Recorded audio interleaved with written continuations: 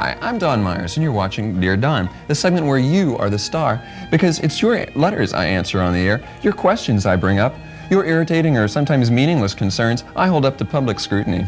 Well, our first viewer tonight writes in and asks, Dear Don, I hope you won't think I'm being nosy, but I'm into noses. I'm not a size queen, but which man on the show has the biggest nose? Sincerely, I'm a pseudonym. P.S. I am not a size queen. Well, you aren't the first person to be a sucker for prominent proboscis. Let me tell you a little bit about history's most famous Hooter fan. In the Middle Ages, King Handkerchief of Sweden had a harem of beautiful girls and boys. He was a misguided size queen like yourself, Ima, because he kept them in the biggest, tallest, rock-hard tower in the land. And you better believe every one of those kids had a serious schnoz. Why, they were selected from nasal beauty contests held throughout the land.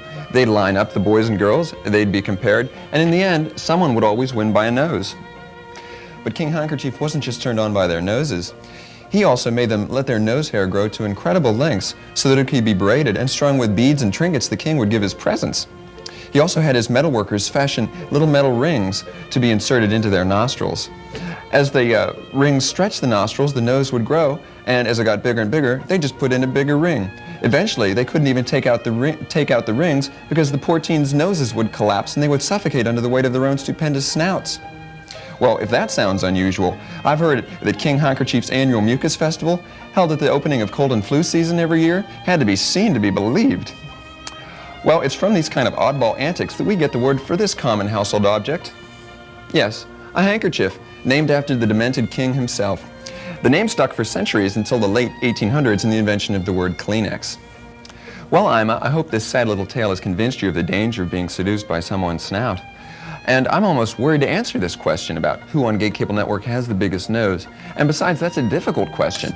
I mean, by biggest, do you mean longest or thickest? Now, there is a difference. And it also makes a big difference where you measure. For example, if you measure from here to here,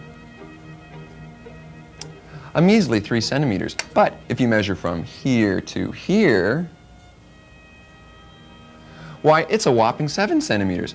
And always use centimeters, not inches, because 10 centimeters sounds like so much more than just 3 inches. Well, I've measured everyone on the staff, and although, say, Mike Lehman does have a serious-sized nose, my prediction was confirmed, and yes, I do have the biggest nose on Gay Cable Network. No one can hold a candle to my nose, but then my skin can get so greasy sometimes, holding a candle to my nose could cause a fire hazard. Well, anyway, keep those cards and letters coming, and stay tuned for the rest of tonight's show.